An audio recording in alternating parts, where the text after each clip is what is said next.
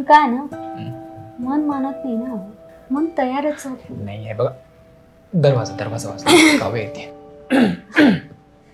अरे डोकं गोळी खाऊन सुद्धा दुखतंय.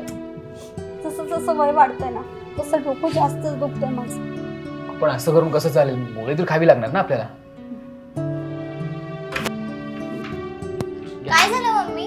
काय होतंय तुला? काही नाही ग, डोकं जरा जास्तच दुखतंय. मग ती गोळी घे ना, हातात का ठेवली आहे? अगं किती गोळ्या खायच्या मला सांग ना. किती गोळ्या खाल्ल्या तरी माझं डोकं काही दुखायचं राहत नाही. जे काही आठवायचंय ते आठवतच राहतं. कितीही विसरायचा प्रयत्न केला ना तरी विसरता येत नाही ना. किशोर, म्हणून माझं सारखं डोकं दुखत असतं बघ. आधी तू ती गोळी घे. हे घे पाणी. गोळी घे म्हणजे तुला शांत झोप तरी लागेल.